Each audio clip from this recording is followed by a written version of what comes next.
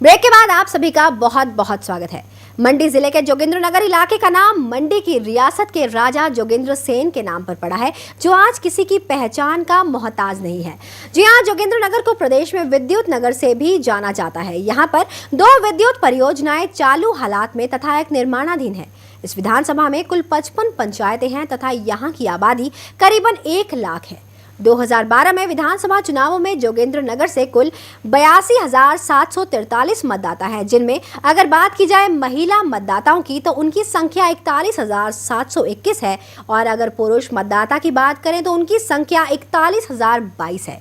याद रहे कि यह जिला मंडी की 10 विधानसभाओं में सबसे बड़ी विधानसभा सीट है। मंडी जिले के जोगिंद्रनगर इलाके का नाम मंडी की रियासत के राजा जोगिंद्र सेन के नाम पर पड़ा, जो आज किसी की पहचान का मोहताज नहीं है। जोगिंद्रनगर को प्रदेश में विद्युत नगर से भी जाना जाता है। सीमांकन से पूर्व यहाँ पर 46 पंचायतें थीं और सीमांकन के बाद द्रंग हल्का की 9 पंचायतें इसमें विलय होने से करीब 15,000 मतदाता और जुड़ गए, जिसके चलते यहाँ पर कुल पंचायतें 55 हो गई हैं। इस विधानसभा में 2 ब्लॉक चौंतड़ा और द्रंग के मतदाता पड़ते हैं। इस बार विधानसभा चुनावों में जोगिंद्रनगर से कुल 82,743 मतदाता हैं, जिसमें महिला मतदाता 41,721 और 41,020 पुरुष मतदाता हैं। जोगिंद्रनगर इलाके से कई दिग्गजों ने अपनी भूमिका निभाई है और इस बार यहां प्रदेश की मौजूदा सरकार में लोक निर्माण व राजस्व मंत्री गुलाब सिंह ठाकुर और उनके भतीजे सुरेंद्रपाल ठाकुर को कांग्रेस का टिकट मिलने से दोनों में कड़ा मुकाबला होगा।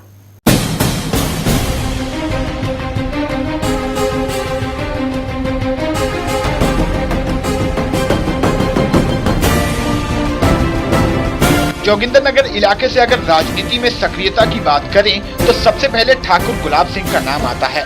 जोगिंद्रनगर हल्का के मझारलू गांव से संबंध रखने वाले ठाकुर गुलाब सिंह ने 1977 से अपने राजनीतिक जीवन की शुरुआत की थी तथा इन्होंने 10 बार विधानसभा चुनाव लड़े और यह 8 बार जीते तथा 2 बार हारे।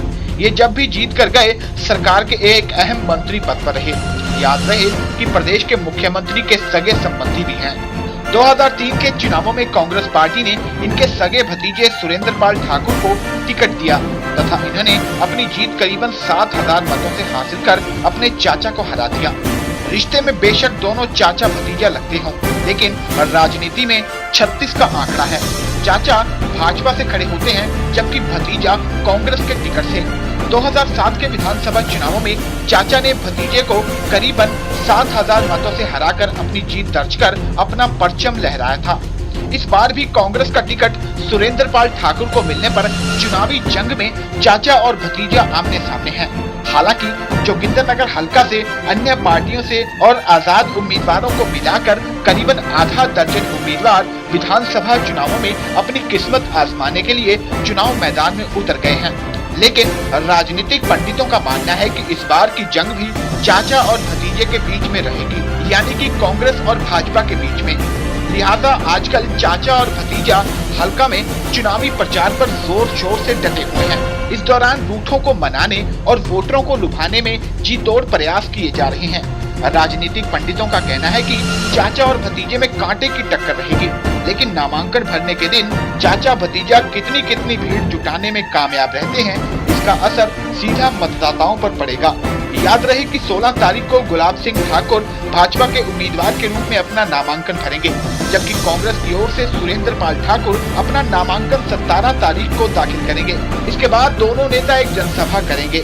बहरहाल हल्का में चुनाव के नतीजे तो भविष्य के गर्भ में छिपे हैं, लेकिन इस बार चाचा और भतीजा की टक्कर दिलचस्प रहेगी।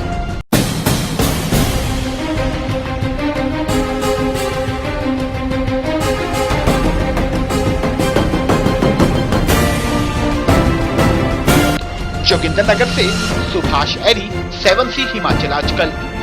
ये तो था मुकाबला चाचा और भतीजे के बीच और अब नजर डालते हैं अगली खबर पर। सिरमौर जिला में विधानसभा चुनाव के मद्देनजर चुनाव के शुरुआती दौर से ही चुनाव के परिणाम आने तक सुरक्षा बलों का चप्पे चप्पे पर पहरा रहेगा, ताकि इस दौरान कई अप्रिय घटना न हो।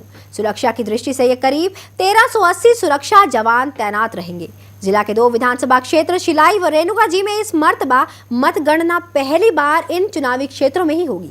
सिरमौर जिला में विधानसभा चुनाव के मद्देनजर चुनाव के शुरुआती दौर से ही चुनाव के परिणाम न आने तक सुरक्षा बलों का चप्पे चप्पे पर पहरा रहेगा, ताकि इस दौरान कोई अप्रिय घटना न हो। चुनाव की गतिविधियों की समीक्षा के बाद चुनाव अधिकारी व सिरमौर जिला उपायुक्त पदम सिंह चौहान ने पत्रकारों से बातचीत में ये जानकारी दी। उन्होंने बताया कि जिला में कुल 518 पोलिंग बूथ है, जिसमें 80 संवेदनशील, 32 अति संवेदनशील व 406 साधारण पोलिंग बूथ शामिल है। सुरक्षा के मद्देनजर जिला में कड़े इंतजाम किए गए हैं। जिला में 144 पुलिसकर्मी व 336 पैरामिलिट्री फोर्स के जवान तैनात होंगे। 2500 कर्मचारियों की आवश्यकता होगी। इनके विषय में हमने आदेश जो हैं वो लगभग पारित कर दिए। यानी टोटल हमारे पास 1544 पुलिस के कर्मचारी जो हैं वो तैनात होंगे। कुल जो है 336 हमें पुलिस फोर्स जो है वो भारत सरकार से मालूम है कि 518 हमारे पोलिंग स्टेशन हैं, 80 सेंसिटिव पोलिंग स्टेशन हैं और 32 जो है हाइपर पोलिंग स्टेशन हैं और जो साधारण पोलिंग स्टेशन 406 हैं। उन्होंने बताया कि पश्चात विधानसभा क्षेत्र में 62,000, नाहन में 67,000, रेणुका जी में 57,000, पाउंटा साहिब में 65,000, जबकि शिलाई में 57,000 मतदाता चयनित किए गए हैं। उन्होंने कहा कि सभी मतदाताओं के फोटो पहचान पत्र तैयार कर दिए गए हैं। उपायुक्त ने कहा कि चुनाव को सफल बनाने के लिए जिला में अनेकों कमेटियों का गठन किया गया है। अच्छा, जिससे कॉन्स्टिट्यूंसी का सीरियल नंबर 55 है, उसमें टोटल इलेक्टर जो है 62,222 हैं, जिनमें से मेल और फीमेल 32,580 और 29,642 हैं। इसी तरह नाहन में 67,049 टोटल जो इलेक्टर्स हैं और श्री रेणुका जी में 57,853 हैं, पाउंटा साहब में 65,142 हैं और शिलाई में 57,283 हैं। यानी कुल मिलाकर पूरे जिला सिरमौर में, जिसमें 5 कॉन्स्टिट्यूएंसीज हैं, उसमें 3,09,549 स्त्री और पुरुष। नाहन से सतीश शर्मा की रिपोर्ट, 7C हिमाचल आजकल। आगामी विधानसभा चुनावों में कांग्रेस पार्टी को मजबूती देने के लिए युवा कांग्रेस ने तैयारियां शुरू कर दी हैं।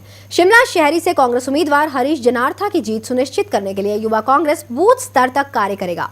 युवा कांग्रेस ने जनार्था का शिमला स्थित पार्टी कार्यालय राजीव भवन में जोरदार स्वागत किया।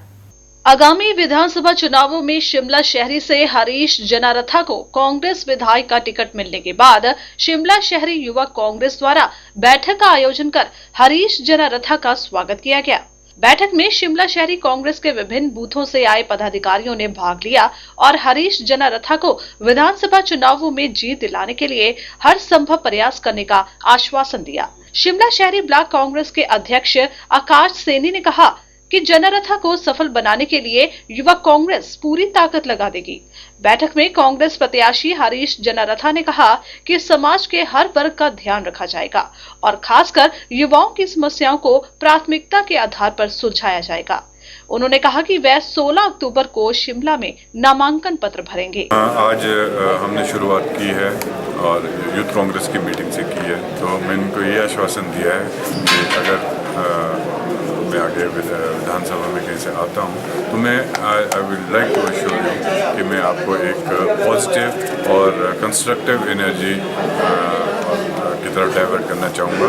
हम कुछ इस टाइप की पॉलिसीज देते हैं या हम अटेंशन देते हैं जिसके लिए मैं वाकई ही बड़े सीरियसली विचार लेके चल रहा हूँ और आपको जैसा भूमिका में आके उसको थोड़ा लिबरलाइज करके देना ज़रूरी है। जब आपने बेनिफिट देना है तो बेनिफिट में कोई इफ्स एंड बट्स नहीं होने चाहिए। बेनिफिट का मतलब है प्रॉपर तरीके से बेनिफिट लोगों तक पहुंचाया जाए और उससे वो लोग बेनिफिट हों। शिमला से सुभाष की रिपोर्ट, 7C हिमाचल आजकल। वक्त हो चला है एक ब्रेक का। ब्रेक के बाद आपको दिखाएंगे ऊना के 5 विधानसभा हलकों में अभी तक किसी भी प्रत्याशी ने नहीं भरा नामांकन।